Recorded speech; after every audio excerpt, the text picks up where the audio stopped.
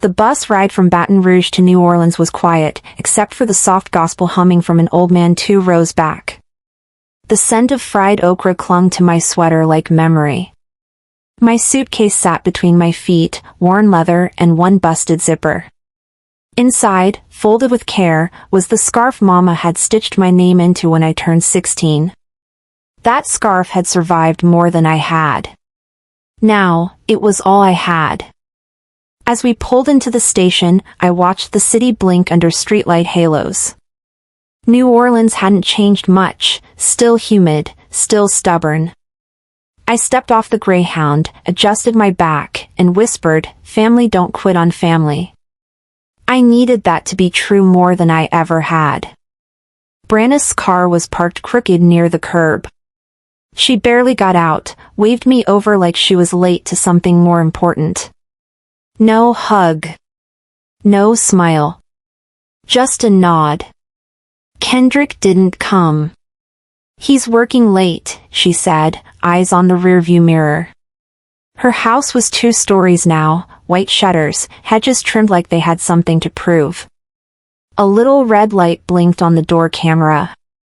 Made me feel like I was already trespassing. I stepped inside, rehearsing a smile. "It's family," I told myself. "Not strangers." But the air inside said otherwise.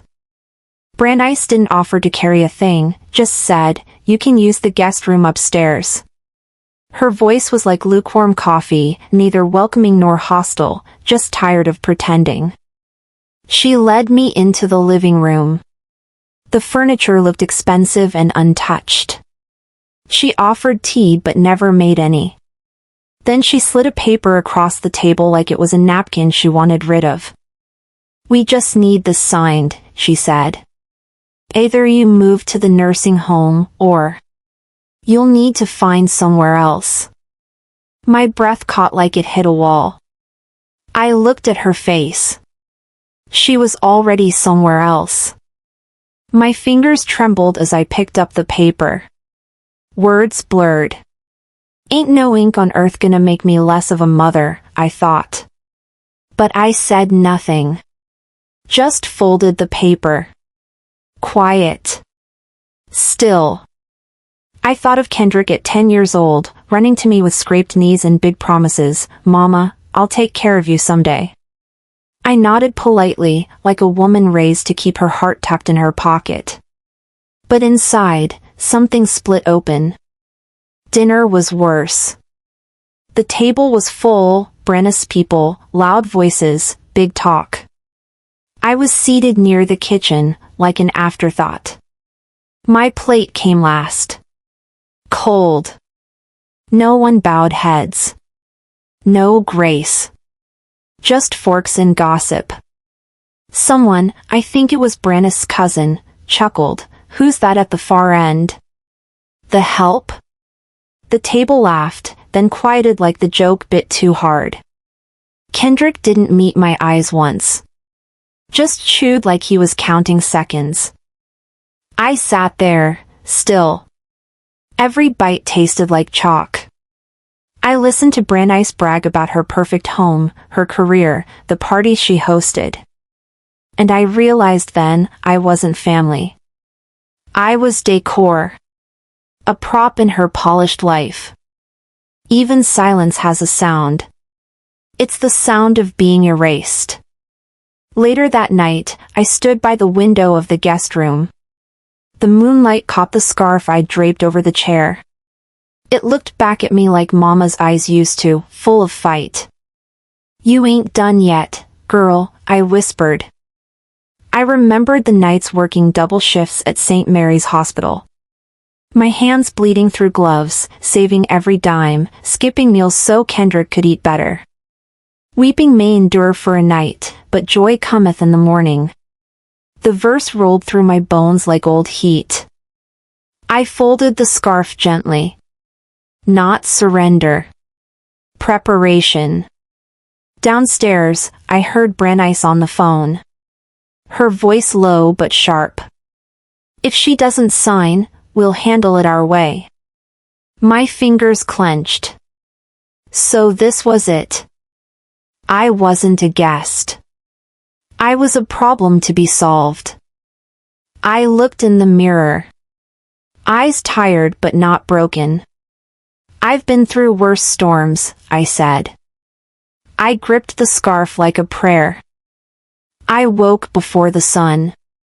That kind of stillness only happens in the early morning, before the world starts moving and pretending again. The only sounds were the soft whir of the refrigerator and a gospel melody drifting in through the window from someone's radio down the street. I sat on the edge of the bed a while, working through the stiffness in my knees. It wasn't just age. It was weight, anger left sitting too long, and the soul starts to settle into the body. When I stepped into the kitchen, the light coming through the lace curtains was soft and yellow. And there it was, on the counter, that contract. Just sitting there, plain as day. Like it was daring me to pick it up again. I didn't touch it. Instead, I made coffee. The smell brought me back to the mornings Kendrick used to crawl into the kitchen barefoot, rubbing his eyes and asking if he could pour the cream. I leaned against the counter and whispered, "God, give me strength to be still when my heart's on fire." Then I noticed it, on Branna's fancy dry erase calendar, Mom check-in, 9 a.m. Not Odessa. Not Mama. Just Mom, like a business meeting. A box to tick off. By mid-morning, Brannice had left for work. Said something about being late and needing me to tidy up the living room. Her tone was sweet, but that kind of sweetness always comes with a bitter aftertaste. I started dusting around the edges, careful not to knock over any of her glass decor. When I opened the drawer of the side table, looking for polish, I saw it, an envelope, thick and yellowed, marked estate/legal. My name wasn't on it, but I opened it anyway. Inside was a letter addressed to Kendrick, dated 5 years back. Folded with it was a will, Mama's. The same one she said she'd left in Kendrick's hands. It clearly named me co-owner of the little property in Point Capi, land that should have stayed in our family. Except, I already knew that land was sold. Brannice handled the sale. Said it was too much upkeep. "We'll invest the money, Mom'll be fine," she told Kendrick. I held the will in my hands, heart pounding like a war drum. They didn't just move me out of their house, they erased me from paper too. Just like they erased me from that table last night. I took out my old flip phone, screen cracked, numbers faded, and snapped a photo. Then I slipped the envelope right back where I found it, just the way I found it. This was the moment something shifted in me. I wasn't just hurt anymore. I was watching now. Quiet, but sharp. And I was going to keep every receipt. Later, I found Kendrick in the garage, head buried in a half-open lawnmower. He wasn't fixing anything. Just hiding. I didn't raise my voice. "Do you even know what's in that paper she made me sign?" He looked down. Rubbed the back of his neck. "Brannice handles all the legal stuff, Mama. You don't have to worry." I waited for more, but that was it. When a child stops defending you, I thought, the mother dies a little. I turned and walked out without another word. I didn't slam the door. I didn't cry. But something inside me hardened. That afternoon, I needed air. I walked down the block past Ms. Lorraine's cafe. That woman had been pouring coffee and saving secrets in this neighborhood for 30 years. On her patio, two ladies leaned in close over sweet tea. "Ain't that the lady who got thrown out by her own family?" one whispered. I stopped mid-step. My breath caught in my throat. My heart thudded like a slow drum. So the story had already spread and twisted. "Too difficult to live with," the other said. Poor Kendrick, bless his heart. Ms. Lorraine caught sight of me and smiled, tight, unsure. She walked over and handed me a paper bag. "Biscuit on the house, Miss Odessa." I took it, smiled back. My pride still intact. "Baby," I said quietly, "don't believe every story with only one side told." She nodded, but I saw it in her eyes. She didn't know what to believe. That night, back in my room, I sat by the window again. My scarf lay across my lap. The moonlight caught the thread of my name, Odessa, just barely glowing. I reached for my journal and wrote. "They think I'm too tired to fight. They don't know I'm just getting started." I could still hear my old pastor's voice echoing from a sermon years ago. "The devil don't fear your tears, he fears your plan." I folded the wolf photo inside my Bible. It wasn't just paper anymore. It was proof. My first step. The house was quiet, too quiet. But I wasn't afraid of quiet anymore. The afternoon sun dipped low. Shadows pulled in corners where light once dared to reach. The house felt quieter now, doors clicking shut too fast, hushed phone calls held just beyond earshot. I moved down the hallway slowly, noting how the rooms were too clean, too exact, like someone scrubbed out the history. I passed the living room, where the air felt tight. Brandeis was in that office of hers again, behind the locked door. I paused. "You've been in my office?" she asked once, as if she owned all the rooms in me. That question cut sharp. Now I watched her retreating back into silence. The fridge hummed. The old grandfather clock ticked somewhere upstairs. These everyday noises felt loud against the hush. I reminded myself, if they want to treat me like a stranger, I'll listen like one. It was late afternoon when the chance came. Brandeis rushed out for a delivery, forgotten in her haste, her office door unlatched. I walked in quietly, heart pounding. I only meant to collect my knitting bag. But there, lying open on her desk, was an email draft addressed to a bank manager. It referenced the joint account once held in my husband's name, now renamed. The sum shuffled. Deposits rerouted. Earnings diverted into her account. I stared. Fury backed by recognition. She'd been siphoning money all along, funneling the life I built into her venture. I grabbed my phone, snapped a picture, hands steady now. Then I tucked the slip of paper into the heavy Bible I carried always. In the silence, I whispered, "You stole my son. Now you're stealing my name." That vow formed like steel in my chest. When evening came, the phone lit my hand. Reverend Miles, a voice from the past. He spoke gentle over the line, telling me that someone at the bank had questioned recent changes. He said he'd learned about altered signatures. His tone was firm. "You've been quiet too long, Sister Odessa. Time for the truth to take hold." I felt equal parts fear and relief. To realize I was not alone. He offered to meet discreetly, help me gather documents. I said yes.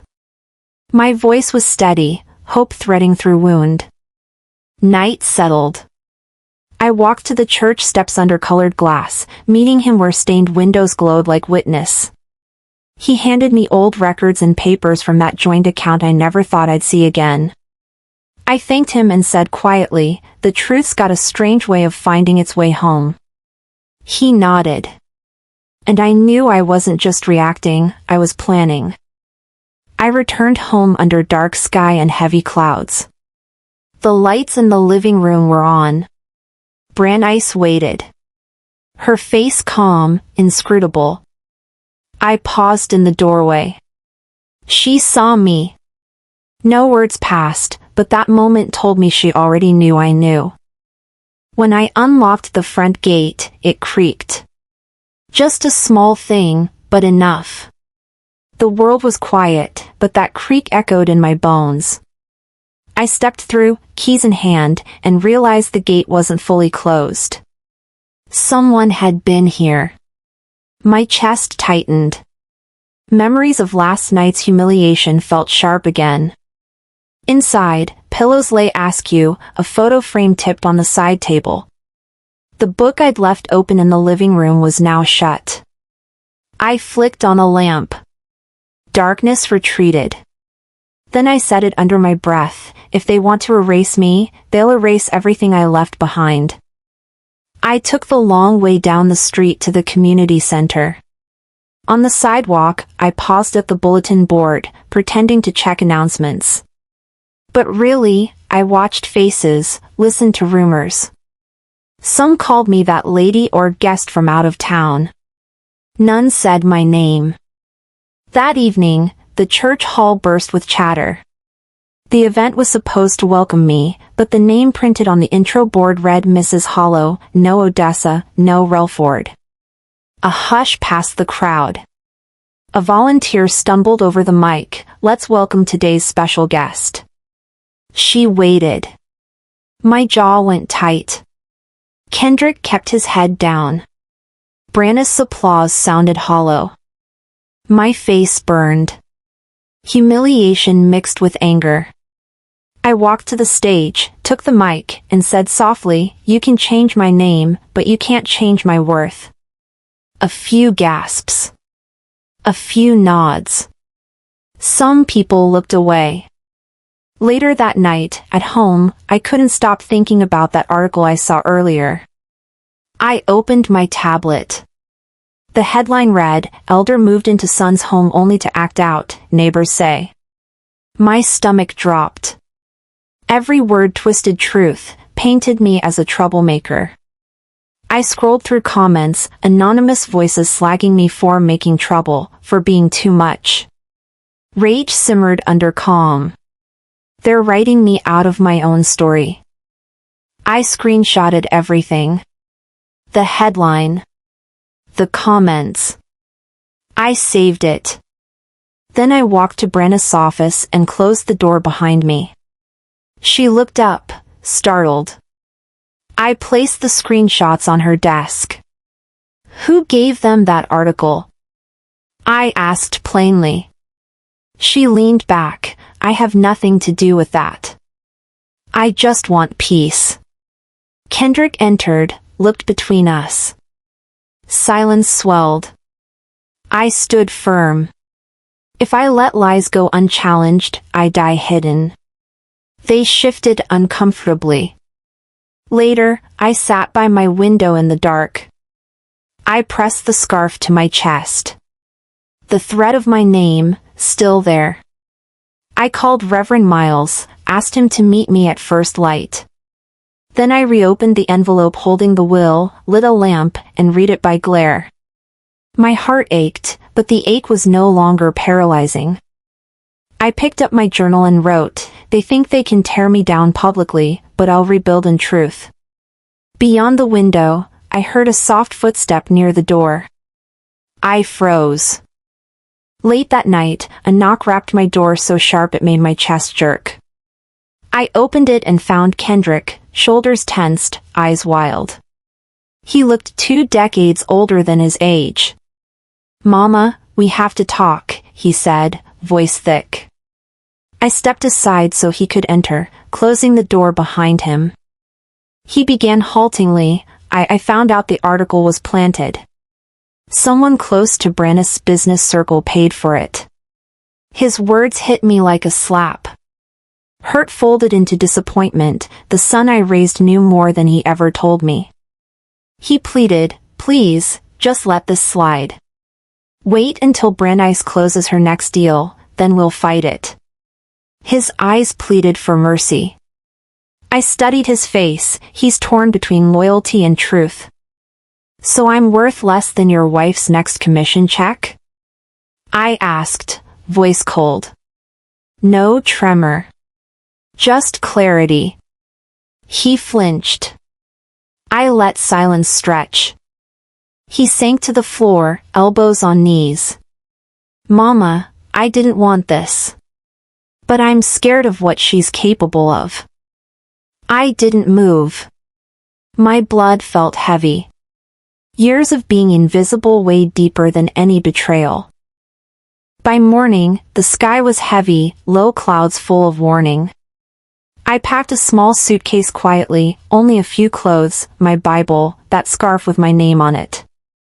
I folded the scarf gently, kissing the embroidered letters, a piece of me I refused to leave behind. I murmured under my breath, I raised you with nothing but hope. You let me be treated like less than something. I shoved it inside the bag. On the dresser, I left a note for Reverend Miles, if I disappear, start with the records. I tucked that into an envelope and placed it where I'd know someone would find it. Breakfast was quiet. Brandeis appeared in the kitchen, false cheer painted on her face. I didn't greet her. I cleared my throat, setting my bag on the counter. I told her, I'll be out by Friday. But don't mistake my silence for surrender. My voice held steel. She raised an eyebrow, sipping coffee. You wouldn't do that to your own son, she said, half question, half accusation. I spoke without anger. I already did everything for him. Now I'm doing something for me. My ultimatum hung in the air, retract that article, correct my name in church records, or I go public with everything. Branna's lips curved in a smile too tight. If you stir trouble, Mama, the past might come back, not only for you. Her words dropped like venom. My chest tightened. A hidden threat. She had dug deeper. She knew things I didn't know she knew. It's one thing to silence a woman, I said quietly, it's another to weaponize her wounds. My heart pounded. I felt the shift. I would no longer kneel. That night, the storm came. Rain battered windows, thunder rolled through the air. I sat by my window, Bible open, journal in hand. I dialed Reverend Miles. I'm not running. I'm just walking toward the light I forgot I had. My voice steady. He spoke softly, God meets you in storms. I nodded in the dark. I gathered all the evidence, the contract copy, bank statements, the screenshots. I packed them inside my Bible and adjusted my bag. In the dim lamplight I wrote a sentence, they can't evict a spirit that's already moved on. I taped the letter to Miles on the dresser. Out in the hallway I froze at a sound, floorboard creaked. I listened. Nothing after that. The silence thick with promise and danger. I woke before dawn, heart fluttering like wings trapped. The moonlight slipped in through the window, touching the scarf draped over the dresser. I sat upright and reached for the document hidden beneath my Bible's cover. It was mine. I traced the printed numbers, the signature, the total, $62 million. My breath stalled. Could a lottery ticket really change everything for me? The preacher's words echoed in my mind, God gives seeds in the dark for harvest in the light. I swallowed hard. This felt like a seed buried too long, now exploding. Could this be real enough to rewrite my life? I dressed quietly, pulling on clothes I had packed days before. No rash decisions. I slipped the document into my Bible's hidden pocket, pressed my hand over it, and rehearsed the conversation I would have when daylight broke.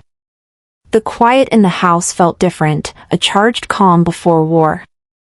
I walked into the living room. Brandeis was on the phone, voice low and urgent. I cleared my throat. She didn't turn. I found out about the money, I said, show me where you moved the sums. She half-turned, lips pressed tight, eyes cold.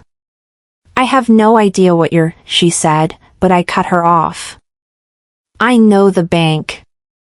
I know the account numbers. I know what was diverted. My voice was low, but strong. My fury wrapped in restraint.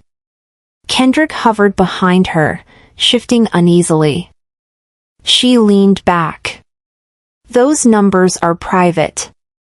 She tried to sound neutral, but her fingers trembled. Private? I stepped forward. Those are my numbers.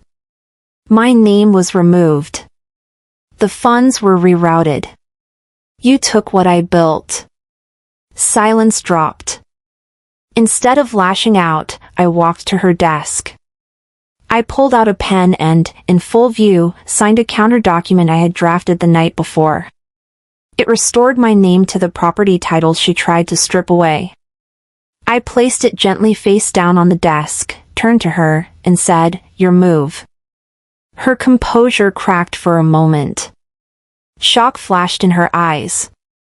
She realized I was no longer powerless. Brannis' voice came out soft.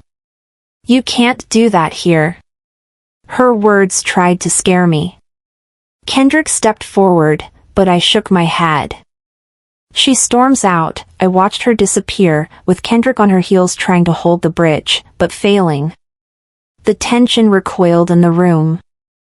I locked doors, checked windows. My chest pounded, but I felt more aware than ever.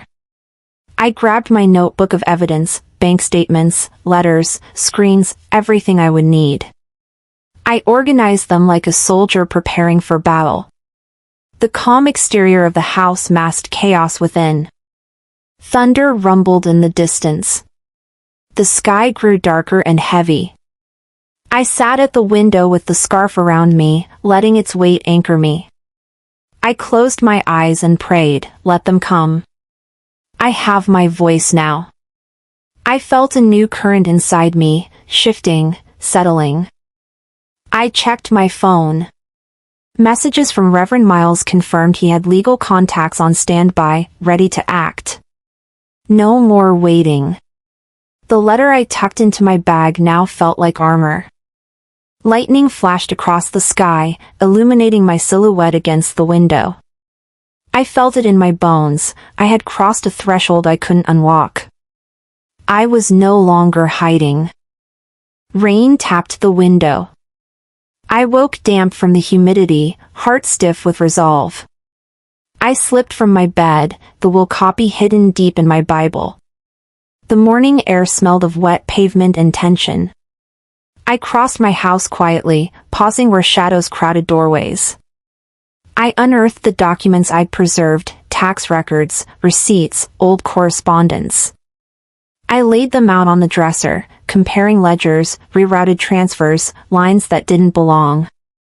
I wrote a note for Kendrick, "Meet me at 4 p.m. in the living room." I felt the internal clock clicking, the moment approaching. Midday, I walked to the city records office under the pretense of checking tax files.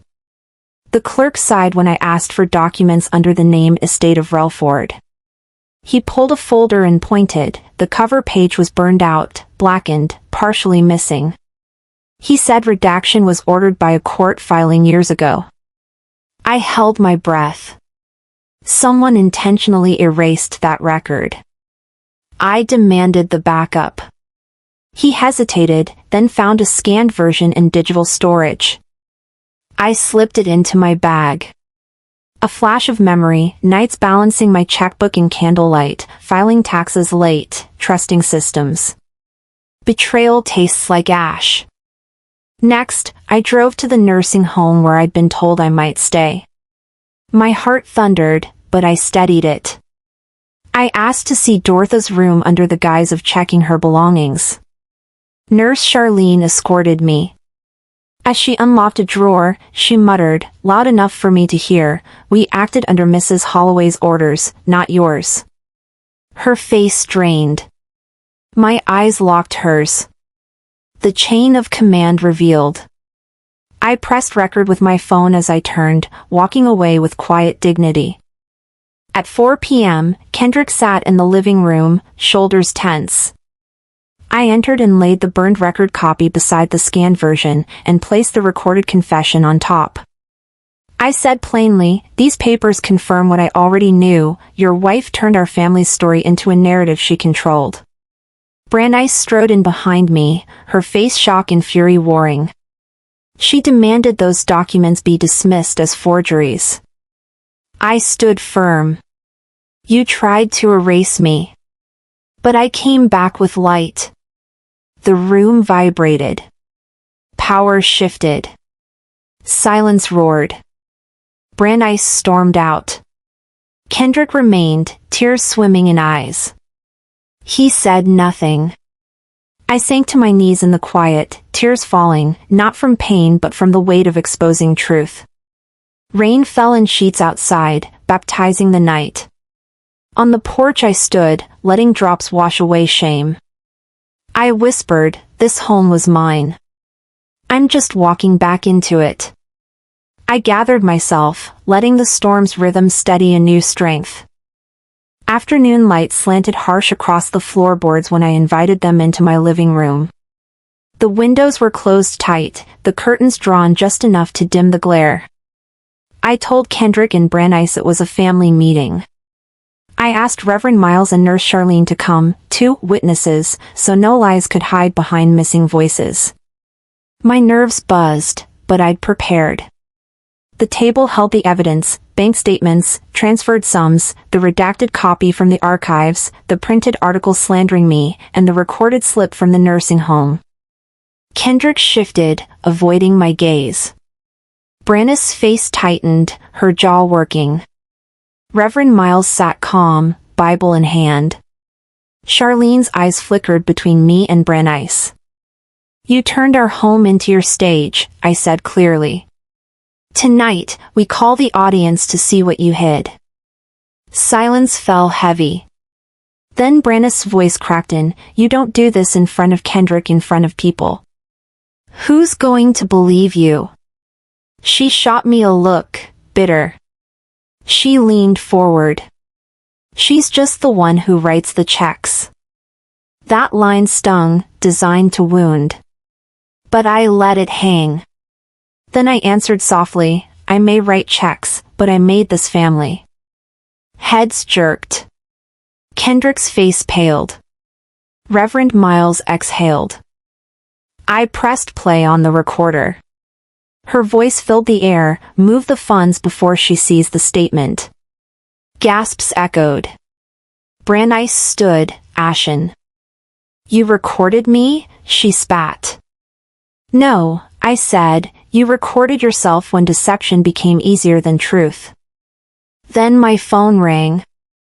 I answered it with a courtesy I reserved for judges. Mrs. Relford, a voice said. This is the nursing home office. I'm sorry, but we cannot proceed with your admission. The sponsor on your agreement has been disqualified. I held the phone firmly. I turned to the group, noticing the tremor in Brannis' posture. Thank you, I said. But tell them I own that agreement. Deny me now, and I'll see you in court. The receiver clicked. Brannis' lips trembled.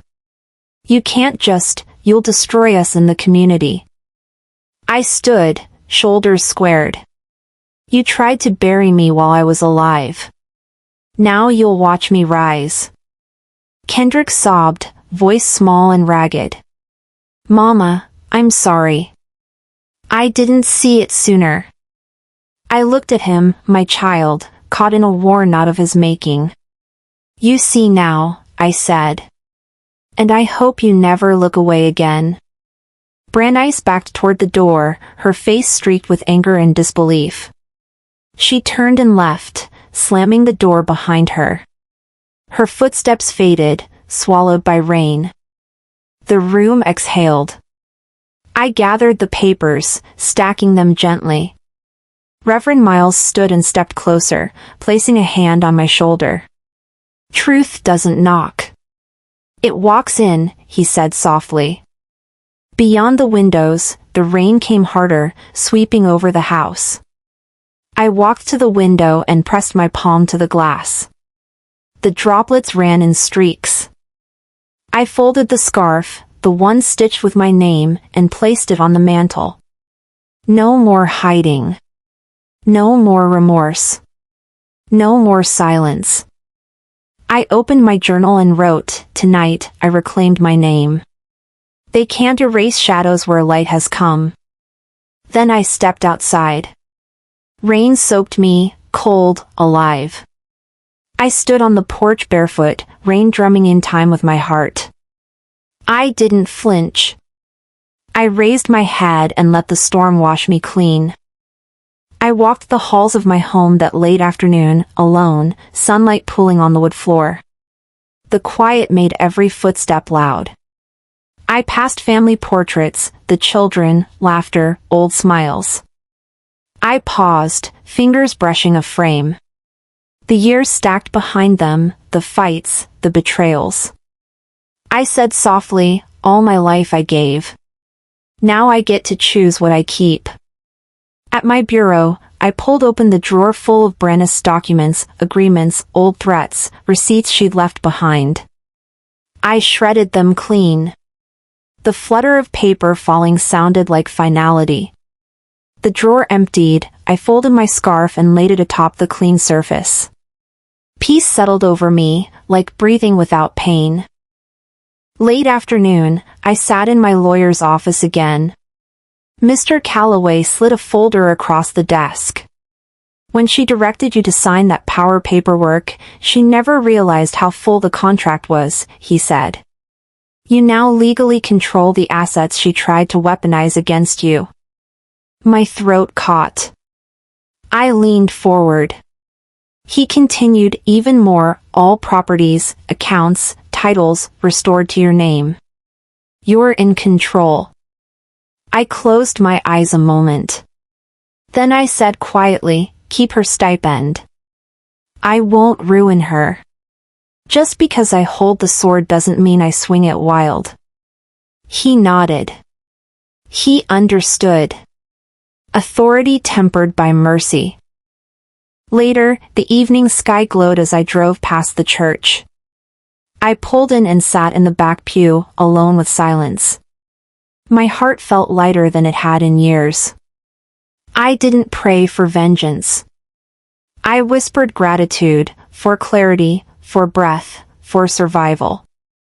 Pastor Miles' voice echoed in my mind, "He prepares a table before your enemies." I smiled, even in the hush, I heard him. "I just didn't know it'd be at my kitchen counter," I murmured.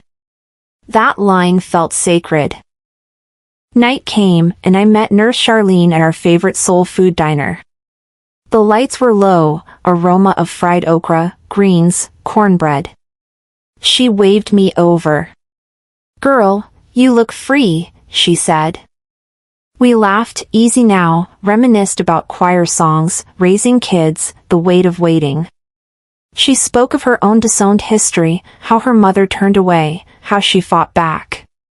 Her voice trembled with both hurt and healing. I nodded. We toasted small cups of coffee. Music played soft in the back. I laughed, real laughter, unburdened. "Getting old and getting bold," she teased. I replied, "Yeah, I'm finally feeling like myself again." Back home, the rain began deep and steady. I sat at my kitchen table and pulled out a sheet of paper. I wrote to Kendrick. "Son, I never needed you to defend me. I just needed you to see me. If you ever ready to talk, you know where I am. Mama." I folded the letter and walked out to the mailbox under the porch light. I didn't wait for a reply. I left it there and walked back inside where the house felt like home again. Standing alone, I thought, letting go don't mean you stop caring. It just means you stop bleeding. Outside, the rain pattered on the roof. I looked at the night sky, dark, forgiving. I turned off the lights and sat by the window, watching water trace patterns on the glass. Whatever came next, I would meet it with my feet firm on the ground, heart open, name intact.